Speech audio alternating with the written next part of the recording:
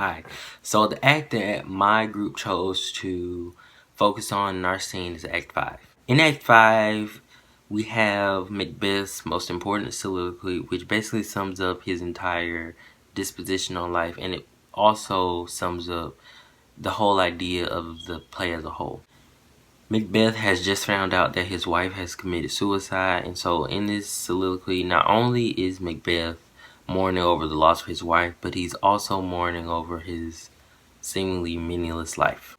In this soliloquy, Macbeth talks about how life is full of events and actions, and no matter how good or bad they are, inevitably life is meaningless. It's short and meaningless. And so this sums up the play as a whole, because Macbeth has gone from this loyal soldier to this evil person who has killed his king, all in efforts to gain the throne himself, only for him to be executed and it to be taken away from him. In simpler terms, life was good for Macbeth. He got around the wrong influences, life got bad, and then it was over for him.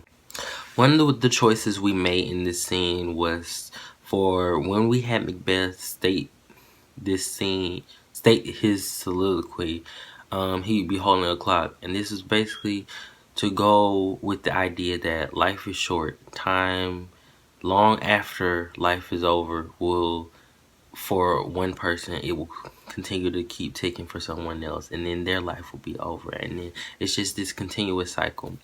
And also, this was a last minute decision, but it had been raining outside, and we decided that Macbeth stating this soliloquy outside in the rain would kind of go with that idea that life is meaningless and that it's hopeless and that it doesn't matter because it's going to end anyway. Okay, so my group did Act 5 scenes 3 through 8, and I mainly focused on scene 8, and this is where Macduff and Macbeth fight, and Macduff obviously wins, and as he meets up with Malcolm and Seward, he brings in Macbeth's head, and he cheers with Seward for Malcolm in Scotland, Malcolm becoming king, and Scotland for winning back their country from the traitor Macbeth. We did this scene because it wraps up the play as well as shows our main themes of fate and ambition. Macbeth had a lot of ambition within the whole play, and because of this, it kind of led to his downfall because he let it get the better of him, and he became cocky, especially after the witch's fortune of only a man not born of woman killing him. He thought that this was impossible until Macduff came along and proved him wrong, because in his mind, the ambition took over and kind of clouded his judgment, and like he didn't truly think through the witch's words and how their first fortune kind of was a little wonky. It had some bad parts that he didn't see until it actually came true. And it was the same with this. He didn't take notice to the witches trying to hint at him that it wouldn't be, that his death is inevitable and that it was going to come about. But in the scene, we filmed Macduff bringing in the head on a sword. This is to kind of like portray his character as a victorious warrior that he was within this scene. And also, it adds a bit more dramatic to the scene and like makes it look real cute. So, starting with Act 5, Scene 3, we wanted to film the scene inside in the chorus hallway because it was more of an intimate scene with just Macbeth, the servant, the Satan, and the doctor talking about what was to come about for the upcoming battle and the war and Lady Macbeth. And this was the first time that I was seen as portraying Macbeth. So I wore the crown and the sword at my hip, and I wore sort of a big royal-looking crown to indicate that I was king, or really about to be king.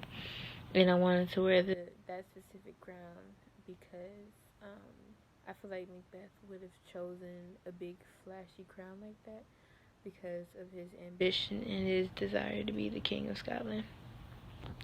So for scene 4, this scene we filmed outside because the soldiers were outside when during this scene when they were discussing how to go further with the war, and we felt that that was most appropriate. And we picked up the branches while Hannah or Malcolm was talking because we felt that that was most appropriate because they were like the commander and leader, so that we feel like that's what the people in that scene would have done at that time.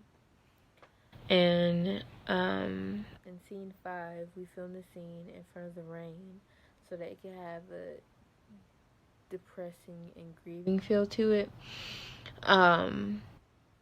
Which you feel like was most appropriate at this time because this was when Macbeth found out that his wife had passed away. And while I'm giving Macbeth dialogue about how life is meaningless, I'm holding a clock because one of the points that Macbeth makes in his speech is that time still goes on. No matter what we do in our lives, we still have to remember that our time is limited here. And so in the grand scheme of things, it doesn't really mean anything. And then in scene 6, we filmed the scene outside once again because we imagined that the soldiers would be outside since they were dealing with the tree branches again. And while I'm reenacting Malcolm, I'm wearing a much simpler crown on my head because at that time, even though King Duncan was dead, Malcolm was still the Prince of Scotland.